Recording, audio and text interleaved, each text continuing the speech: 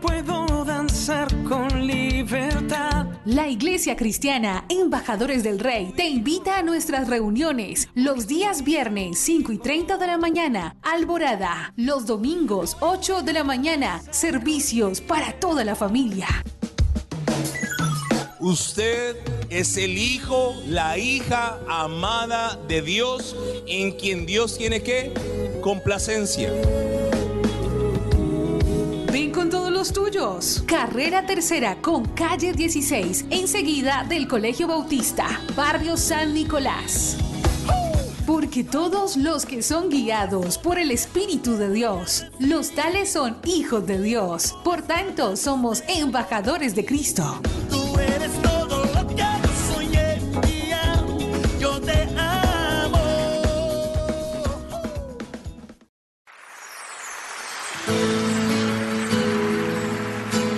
La Iglesia Cristiana Embajadores del Rey presenta un mensaje inspirado en la palabra del Señor que saciará tu ser.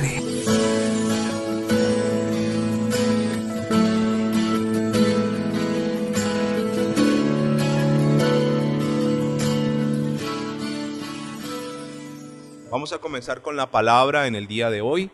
Evangelio según San Lucas, capítulo 15.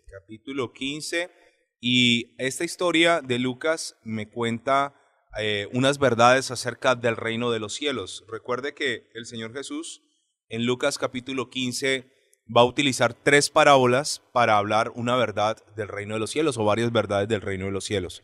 Al Señor Jesús lo buscaban los pecadores, los publicanos. Así comienza la narración de Lucas capítulo 15, versículo 1. Y al Señor vienen a buscarlo todos los que están perdidos, y esa es la idea.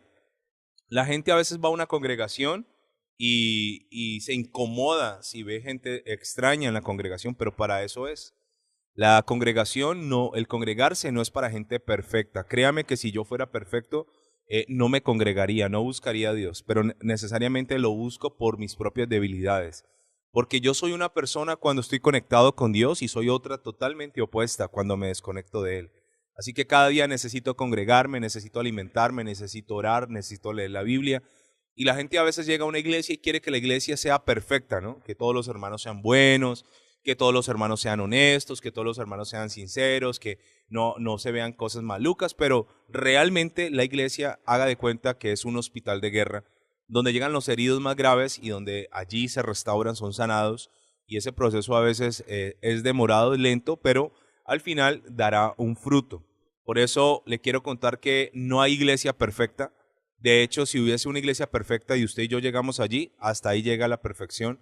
Segundo, le quiero decir que la iglesia del Señor, aunque Dios es un Dios perfecto, está administrada por seres humanos imperfectos.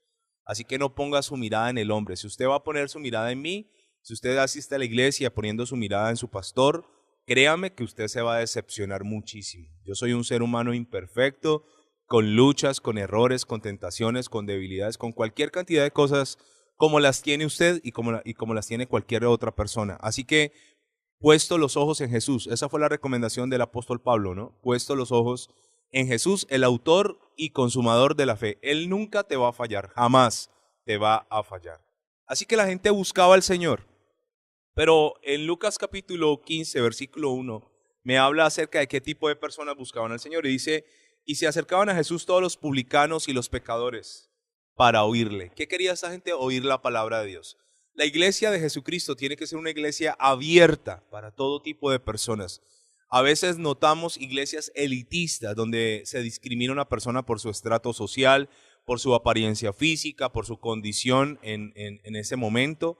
Pero la iglesia verdadera de Dios es una iglesia que tiene que estar de puertas abiertas para todo aquel que quiera venir a oír la palabra del Señor.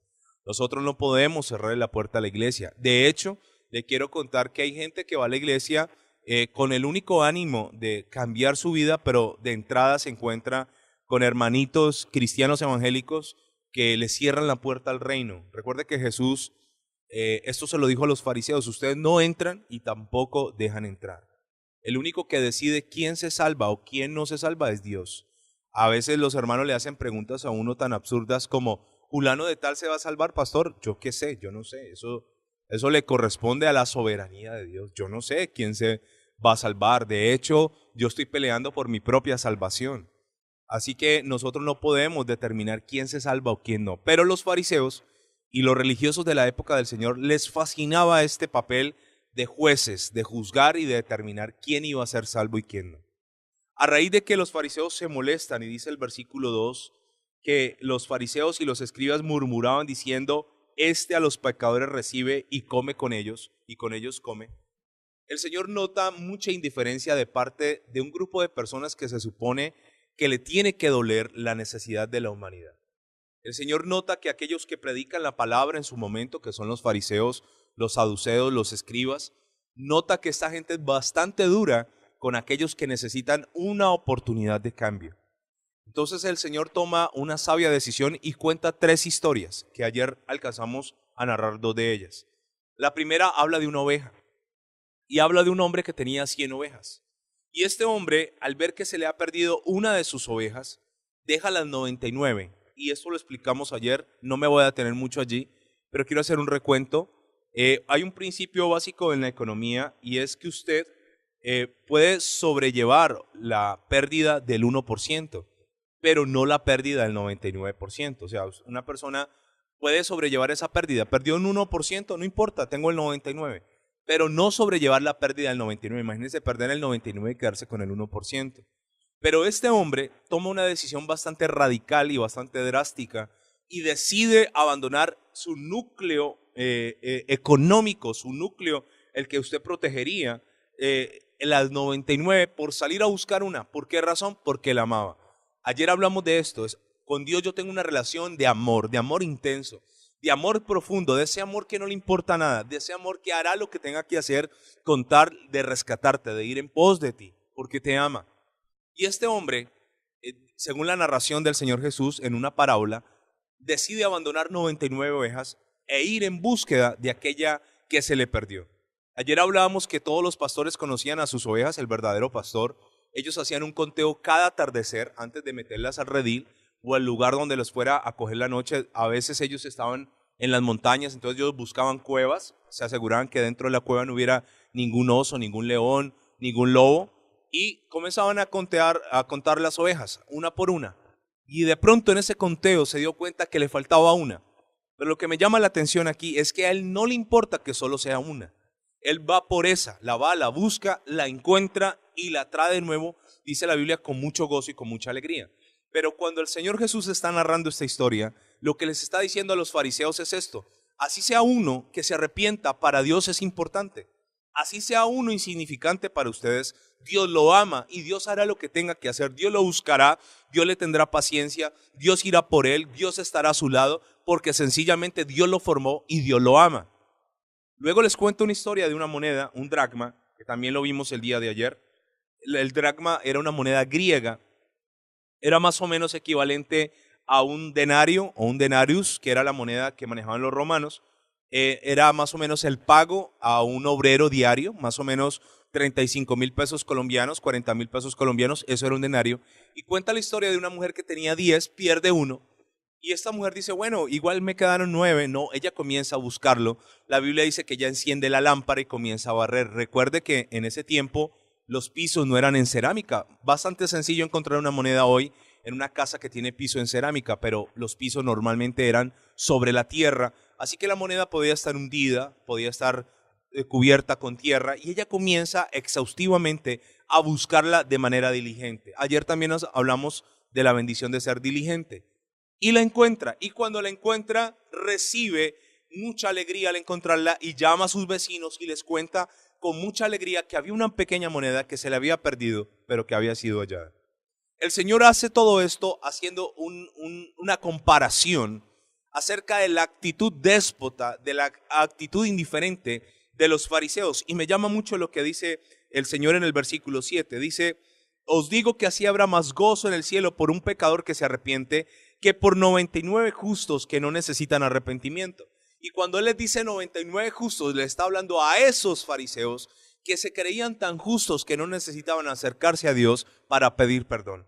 Yo lo he dicho y no me cansaré de decirlo, queridos amigos, Todos los días necesito pedirle perdón a Dios. Todos los días necesito buscar arrepentimiento. Todos los días, porque sencillamente, aunque a veces no me lo propongo, le fallo al Señor. Aunque a veces queriendo no hacerlo, lo hago, termino cometiendo errores. Cuando uno no peca de una forma, peca de otra manera. Aunque esté luchando, este cuerpo a veces nos lleva a pecar.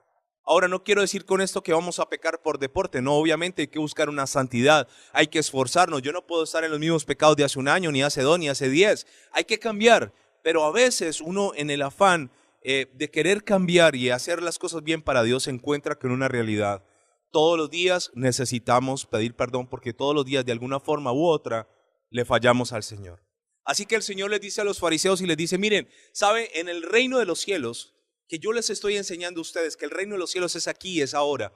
Les quiero contar que hay más gozo, hay más alegría, hay más felicidad por un solo pecador que reconoce su necesidad de Dios, que por 99 hipócritas que creen que no necesitan arrepentimiento. Estas 3 enseñanzas tienen que ver con eso, con la frialdad del religioso que cree que ya no necesita. Uno se encuentra con gente que cree que porque ayuna, que ora, todos los días mantienen la iglesia, ya no necesitan arrepentimiento, ya están más arriba del bien y del mal. Y esto es un grave error. Y la tercera historia que nos vamos a enfatizar en el día de hoy también tiene que ver con algo que se perdió. Recuerda que las 2 historias primeras se perdió una oveja. Y ayer hablamos por qué el Señor nos compara con ovejas. Se perdió una moneda. Y hubo 2 personas que salieron a buscar a la oveja y a la moneda. Pero en la tercera historia algo también se va a perder un hijo. Pero este hijo se va a perder de manera voluntaria. Y lo más sorprendente es que a este hijo, de manera física, nadie lo busca. Y le voy a aclarar el porqué. Nadie lo va a ir a buscar de manera física. Pero creo, no lo dice la Biblia literalmente, pero creo que ese padre no descansó y no dejó de orar hasta que ese hijo regresara a la casa. Entonces dice Lucas capítulo 15, versículo 11. También dijo: un hombre tenía 2 hijos. Y aquí, entre estos 2 hijos, vas a encontrar también la misma analogía. Un hijo pecador y un hijo religioso. Y el menor de ellos dijo a su padre: Padre, dame la parte de los bienes que me corresponde. Y dice que el padre le repartió los bienes. ¿Sabe? Lo hemos escuchado cientos de veces, la explicación de este pasaje. El hijo va donde su papá y le dice: papá, palabras más, palabras menos. Papá, como no te has muerto, necesito que me des mi herencia. Y esto es bastante ofensivo. De hecho, que usted como papá, su hijo esté esperando que se muera para heredar la fortuna que usted tiene debe ser algo muy lamentable, muy triste. Pero el hijo no va a esperar, el hijo no quiere vivir más con su papá, el hijo quiere hacer su propia vida y toma una decisión: ir a donde el papá. Este hijo es el menor, ni siquiera es el hijo mayor. Recuerde que cuando el padre moría, el que quedaba a cargo de todos los bienes, a cargo de las decisiones de la casa, a cargo de las mujeres, a cargo de todo, era el hijo mayor. Por eso era el primogénito. Esa era la bendición de la primogenitura. Entonces, de hecho, este hijo no tenía ni siquiera ese privilegio. Entonces pasa por encima de la autoridad de su hermano y pasa aún por encima de la autoridad de su propio padre y le dice a su papá: papá, necesito mi herencia. La Biblia no entra en detalles aquí, pero nos cuenta que el papá hace lo que su hijo le pide. Le da la parte de la herencia. Su papá se sienta, hace un cálculo, dice: yo poseo tanto, tengo tanto capital, tengo esto, tengo plata, tengo oro, y toma la decisión de decirle: hijo, mira, ¿sabes qué? Toma lo que te corresponde. El Señor Jesús está utilizando una parábola. Una parábola es una enseñanza común, una enseñanza cotidiana, pero que esconde una verdad profunda del reino de los cielos. ¿Qué pasa con este hijo? Este hijo vivía bien en la casa de su padre. Este hijo no le faltaba absolutamente nada. Este era un buen hijo, digámoslo entre comillas, porque no tenía conflictos, pero por una extraña razón toma la peor decisión de toda su vida hasta este momento: irse de la casa del padre. Y dice la palabra del Señor que el padre le dio sus bienes, y dice el versículo 13, no muchos días después, juntándolo todo, el hijo menor se fue lejos a una provincia apartada y allí desperdició sus bienes viviendo perdidamente. Voy a tener un poco en el versículo 13. Vamos bien de tiempo. Dice que no muchos días después. O sea, el hijo ya tenía en su mente el propósito de irse de la casa de su papá. Él ya tenía en su corazón la intención de abandonar la casa donde todo se lo habían dado. Pero como el Señor está hablando y está haciendo una símil acerca del reino de los cielos, yo me encuentro con personas que están en la congregación, que están en una iglesia, que Dios los está cuidando, que Dios los está prosperando, que Dios los está bendiciendo, que Dios los ha sanado, que Dios restauró su hogar, Dios sanó a sus hijos, los trajo de vuelta. Pero de manera absurda, a veces uno se encuentra con gente que se deja meter la idea satánica y diabólica en su corazón de irse de la presencia del Señor. Si bien es cierto, no hay un solo lugar en la tierra donde uno se pueda esconder fuera de la presencia del Señor, hay gente que decide abandonar el lugar donde está siendo bendecido, el lugar que significa la casa del Padre, el lugar donde yo me encuentro con Dios, el lugar donde estoy siendo edificado, y esa persona cuando toma esa decisión difícilmente cambiará de parecer.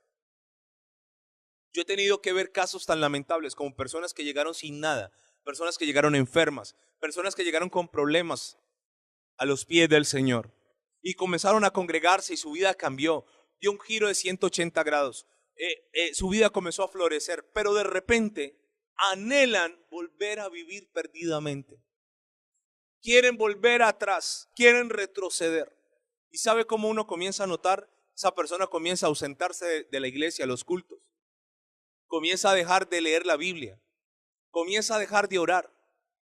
Comienza a dejar, incluso yo no estoy muy de acuerdo, digámoslo, en que adelante se sienten los más espirituales y atrás los más carnales, no en las sillas de la congregación. No es una teoría mía, pero de hecho una persona cuando se quiere ir de la iglesia comienza a hacerse lo más atrás posible, lo más lejos posible. Se acaba el culto y sale y se va, no se despide de nadie. Entonces este hijo ya tenía en su corazón, la Biblia no describe cuándo, pero esto no fue una decisión que pasó de repente. Esta decisión él ya la tenía en su corazón hace mucho tiempo. Es como cuando un esposo toma la decisión de abandonar a una esposa o viceversa. Cuando la esposa le dice a su esposo, me voy de la casa, eso no pasó de la noche a la mañana. Eso pasó meses o años atrás. Y este hijo tomó esa decisión. ¿Sabe por qué una persona se va de la casa del padre? Esto es algo que yo me he preguntado muchas veces. ¿Por qué si en la casa del Padre tenemos abundancia de paz, de felicidad, abundancia de gozo? ¿Por qué si en la casa del Padre tenemos bendición? Hay gente que tomó la decisión de irse de la casa del Padre. ¿Por qué ocurre esto? Pues primero le quiero decir que uno de los factores por los cuales una persona se pueda ir de una congregación es por los errores humanos. No aplica, digámoslo, en el caso de la historia que estamos leyendo acá. Pero hay personas que llegaron animadas a una congregación con ganas de servir a Dios, con ganas de entregarlo todo, de avanzar. Pero se encuentran en esa congregación con un grupo de religiosos, un grupo de personas duras e indiferentes. ¿Sabe? Personas que llegan nuevas con todas las ganas de avanzar, pero en algunos lugares se encuentran con un hermano que no parece un hermano, parece un enemigo. Lo que hace es entorpecer su proceso. Lo que hace es frustrar su proceso. ¿Cuántas personas que hoy conocen del Evangelio, que ahora están en el mundo, cuando tú te sientas a hablar con ellos, dicen, no, es que yo estaba en una iglesia y allá me estafaron, allá me tumbaron, allá me hicieron vender la casa, allá hicieron esto conmigo? Le dañaron el proceso, le dañaron la fe. No pasó así con el hijo pródigo, no es así. Porque la similitud del hijo pródigo, ese padre representa a Dios y Dios nunca nos hará daño a nosotros. Pero ¿sabe esto? Yo fui víctima de esa situación. Yo como oveja estuve en lugares donde yo decía, verdaderamente esto está lejos de parecerse a una iglesia. Lugares donde había celos, envidia, murmuración, chismes, peleas, hipocresía. Entonces una persona llega a un lugar de estos y qué ganas le van a dar de permanecer en la casa del Padre. De hecho, hay iglesias, como dice Apocalipsis, que tienen nombre de vida, pero están muertas. Una persona llega allí, no crece, no avanza. Si tú estás en un lugar donde no creces, donde no avanzas, donde el ambiente es hostil. Mire, yo llegué a estar en lugares donde yo iba a un culto buscando paz interior, buscando una palabra, buscando una dirección. Y créame, ¿sabe cómo salía? Cargado. Salía molesto. Salía irritado. Me sentía atropellado, me sentía usado, me sentía maltratado. ¿Sabe? Si usted está en un lugar así, salga de ese lugar. Eso no es un lugar de bendición. Un lugar donde te estancas. Llegaste, llevas 2, 3 años, no creces, no floreces. Todo donde está Dios tiene que florecer, todo. Donde está Dios hay vida. Así que hay gente que hoy en día llega a una congregación porque lo atrajo un marketing, un mercadeo, lo atrajo una publicidad engañosa. Ven que acá tus problemas se van a resolver, ven por tu milagro, ven que acá Dios te va a hacer rico y millonario. Publicidad engañosa. Y llega una persona y en vez de encontrar lo que le ofrecieron, encuentra todo lo opuesto. Encuentra que le están pidiendo plata por todo, todo se lo cobran. A toda hora están pidiendo dinero. A toda hora todo lo que se hace allí tiene motivación de dinero. Se encuentra no con el amor de Jesús entre sus hermanos, sino que se encuentra con un grupo de gente juzgona, con el dedo señalador criticando los errores de los demás. Yo no puedo generalizar, ni puedo estigmatizar y decir que todas las congregaciones son así. Sería falso y sería yo un mentiroso. Pero muchas personas se han ido de la casa del Padre por errores humanos. De hecho, yo le quiero pedir perdón a usted públicamente si yo como pastor, y sé que lo he hecho, he cometido errores. Y pido perdón por cada pastor que ha cometido errores.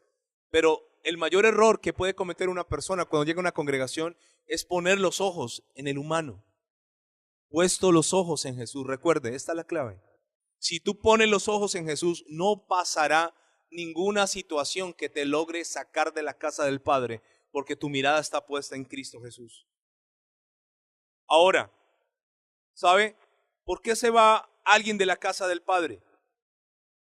Porque Satanás conoce un principio espiritual. Yo he conocido también buenos pastores, hombres consagrados, hombres de Dios, hombres que se esforzaron por años por alcanzar una meta espiritual, establecer el reino a través de una congregación.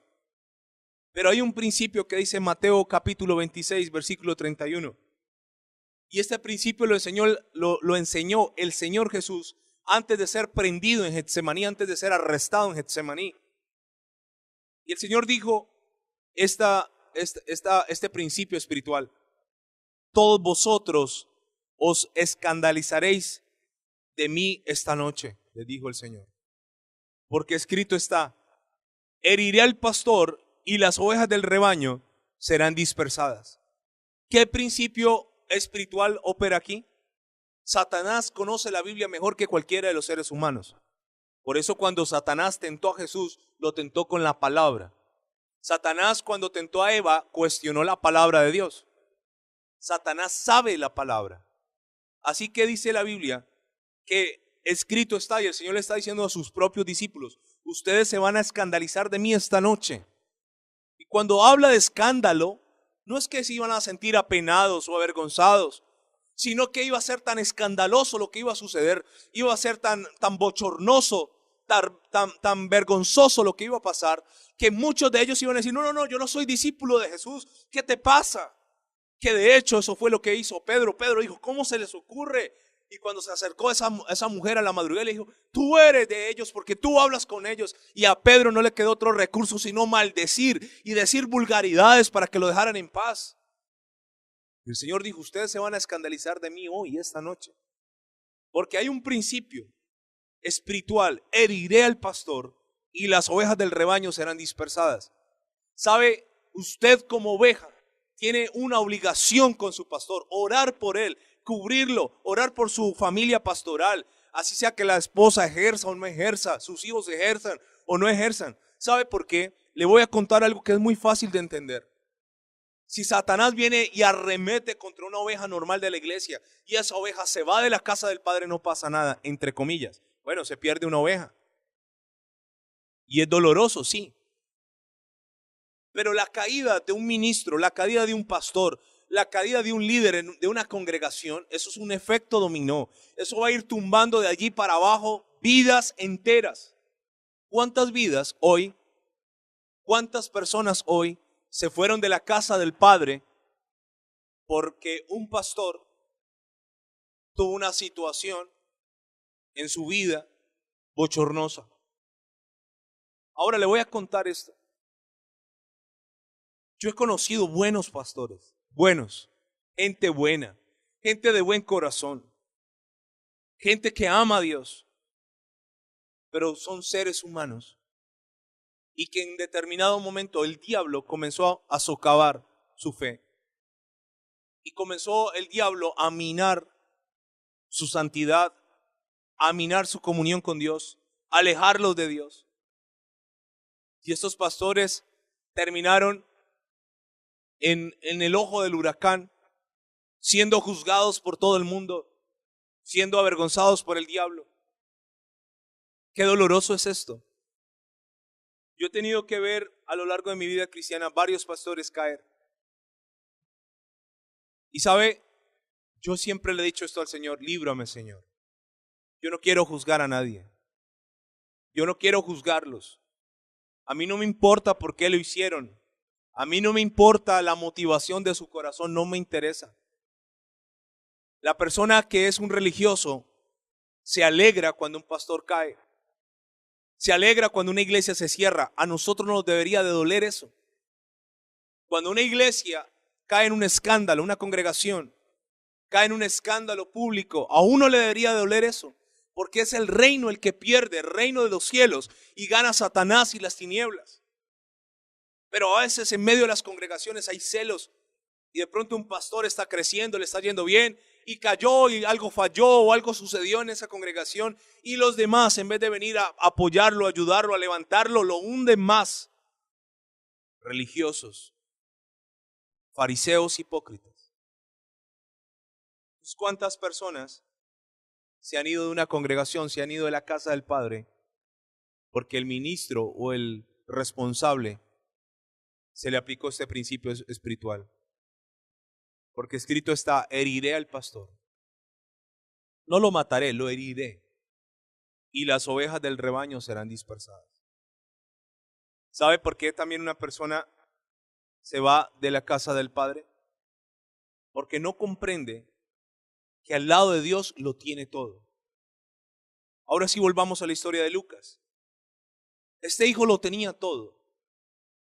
Pero dice el versículo 13 que no muchos días después, juntándolo todo, se fue lejos. Mire, ¿cuál es la actitud de una persona que se quiere apartar de Dios? Irse lejos. Recuerde que en Palestina habían varias provincias: la de Iturea, la de Perea, la provincia de Galilea. Este hombre, no sabemos en qué provincia vivía, pero sí sabemos a qué provincia se fue a vivir. Dice que se fue lejos. Pero ¿se fue lejos a hacer qué? A vivir perdidamente. Y yo quiero llegar a este punto. Hay gente que hoy está en una congregación. Hay gente que hoy adora a Dios, pero en su corazón todavía anhelan vivir perdidamente. Todavía anhelan esos tiempos de rumba. Todavía se asoman a la ventana cuando gana la selección Colombia y ven a los amigos enfrente tomando en un estanco. Dicen: qué bueno irme a tomar un estanco. En el corazón todavía no ha salido el vivir perdidamente.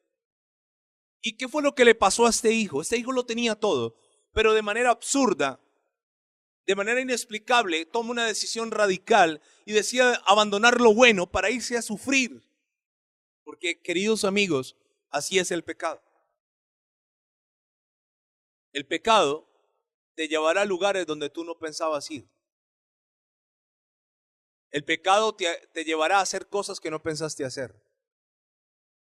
El pecado te llevará a renunciar a sueños que nunca pensaste renunciar. Y este muchacho toma lo que su padre le dio y dice que lo malgasta, lo desperdicia. Ahora, como esto es una similitud con el reino de los cielos, es la persona que está con Dios y se aparta. ¿Y sabe qué sucede aquí? Espero me alcance el tiempo para explicar este concepto. Cuando una persona se va de la iglesia, se va de la presencia del Señor, deja de orar, deja de tener intimidad con Dios, el diablo, astuta serpiente antigua, no lo va a atacar, lo va a dejar. Como la ovejita que se fue del redil. El diablo, como lobo astuto, sagaz, sabe que si la oveja está a 100 metros del redil y la ataca, lo más seguro es que ya pueda retornar al redil y ponerse a salvo. O el pastor salir y defenderla. Pero ¿qué hace el lobo? La deja. Y ella se va yendo por las montañas, por las cumbres, por los collados. Y cuando el lobo sabe que ya ella puede allí llamar a gritos y su pastor no la oirá, la ataca. Entonces uno se encuentra con una falsa paz que produce el diablo cuando una persona deja de buscar a Dios. Me encuentro con gente que dice, mire, yo llevo un mes sin orar y todo me está saliendo bien. Estás viviendo con la gasolina de reserva que tienes. Porque cuando estabas con Dios tenías el tanque lleno. Y no te confíes porque estás viviendo con la reserva. No es que llevo 2 meses sin leer la Biblia, 2 meses sin ir a la iglesia y antes parece que todo florece. Claro, el diablo suspende el ataque sobre tu vida. ¿Por qué razón? Porque durante ese tiempo él va a esperar que te alejes de Dios. Y en el momento del no retorno, cuando estés lejos, cuando estés a una distancia lejana de Dios, comenzará toda la furia del infierno sobre tu vida. Porque te quiero contar que el diablo no tiene misericordia de sus propios demonios, menos la tendrá de nosotros que nos aborrece. Nos aborrecen.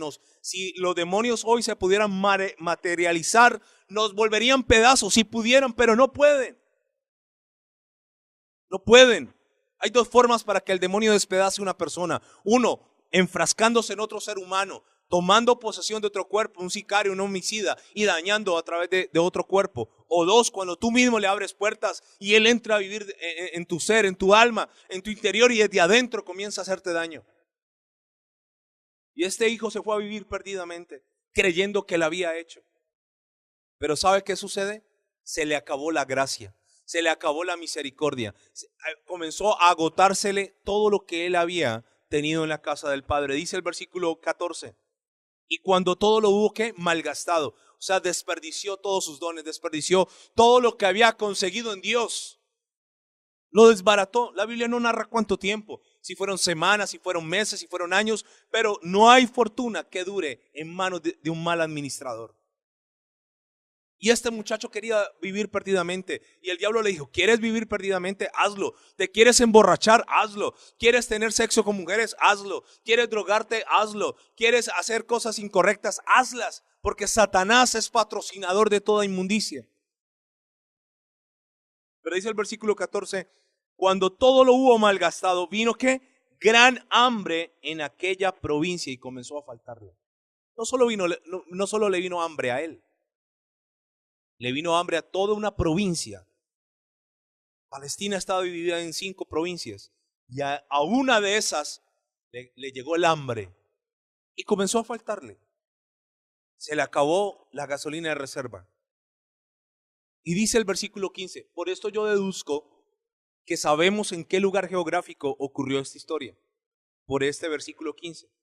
Y se arrimó a uno de los ciudadanos de aquella tierra, el cual le envió a su hacienda para que apacentase cerdos. Escúcheme, en la región de Palestina, en las diferentes provincias, la única provincia donde se apacentaban cerdos era en la provincia de Samaria, donde estaban los samaritanos, que habían sido judíos, pero que luego se habían mezclado con otra gente y adoraban a Jehová, pero adoraban a Baal.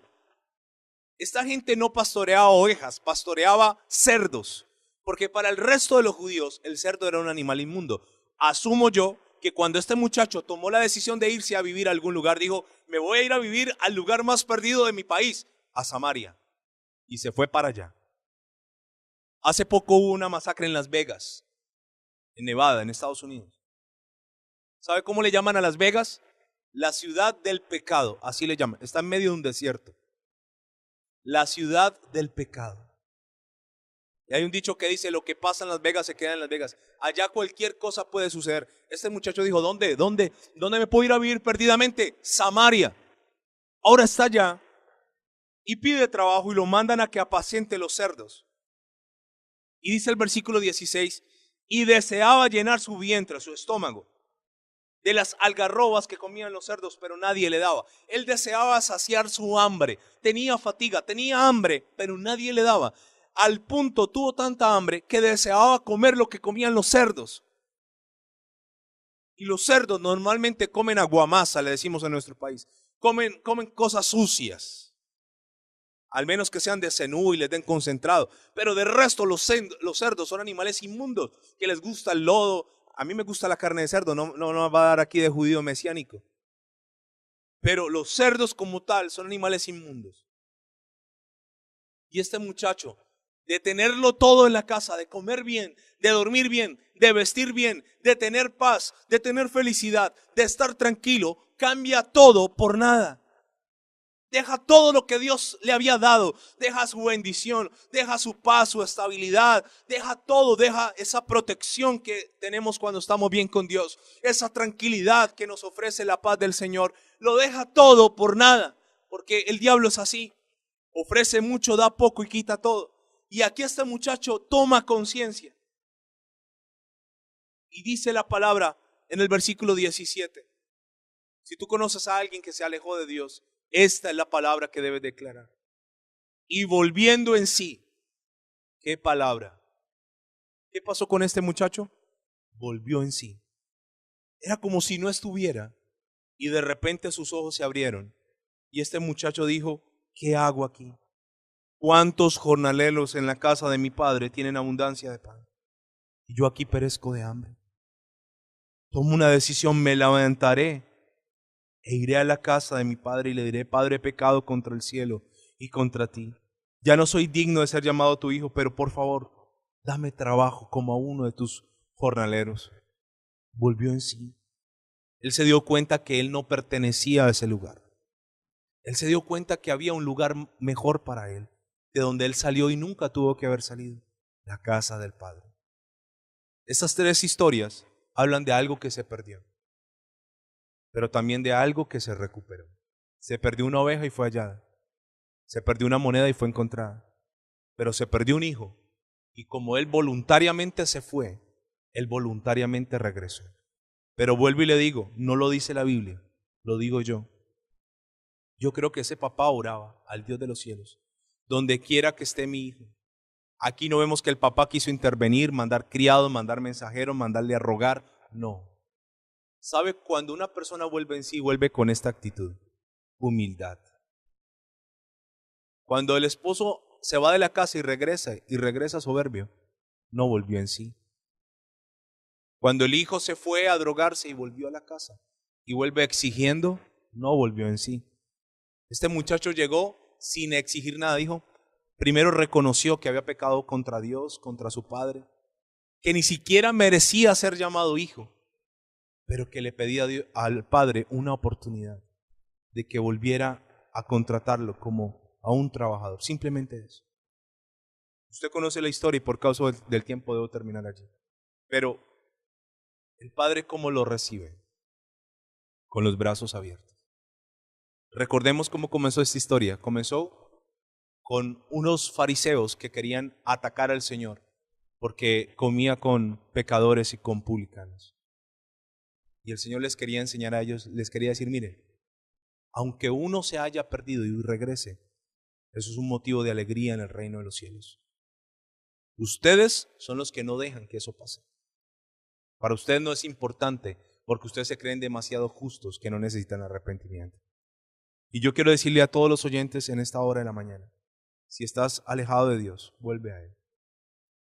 Si te sientes que te estás alejando, que cada vez te estás hundiendo más en el pecado, en la inmundicia, sal corriendo. Hoy es el día. Hoy es el día. Hoy sal corriendo.